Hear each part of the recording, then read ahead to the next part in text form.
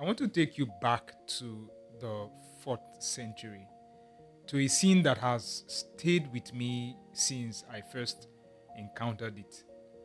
Augustine of Hippo, one of the most formidable intellects in Western history, is describing in his confession watching his bishop read. And he describes it with something that sounds almost like wonder.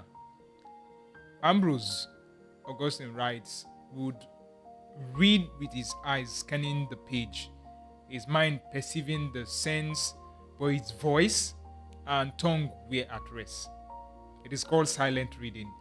We take this entirely for granted, but in the ancient world, it was rare enough to be noteworthy. Reading was typically oral. You move your lips, you produce sound, you heard the text as well as you saw it.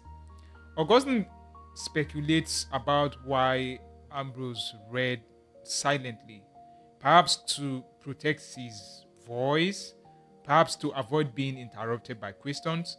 But the deeper implication of the passage is this: reading was understood to be an embodied act, something you did with more than your eyes. So the text was supposed to pass through the body on its way to the mind. The monastic tradition of Lectio Divina, that is sacred reading, was built on this understanding. You did not merely see the words, you read them aloud, slowly. You sat with them, you returned to them, you let them speak to you. Augustine himself was transformed by a moment of reading. The famous scene in the garden in Milan, where he hears a child's voice saying, "Take up and read."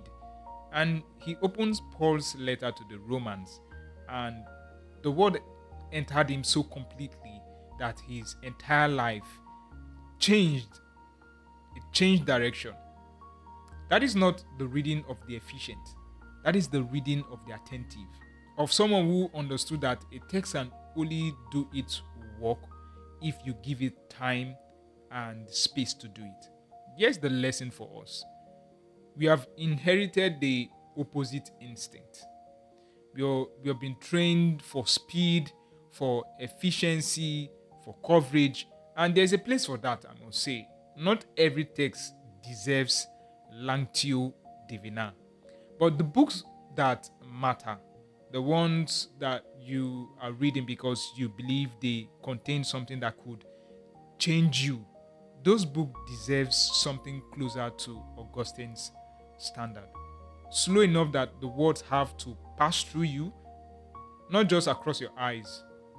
I'm not asking you to read out loud, though that is a genuine useful practice and I recommend trying it. I have done it. I read out loud, so you should too. I'm asking you to read with the assumption that the book has something to give you that is worth waiting for, that is worth slowing down for, worth the inconvenience of real attention. Augustine understood that it is not an old idea, it is a permanently true one. So, would you try reading slowly again?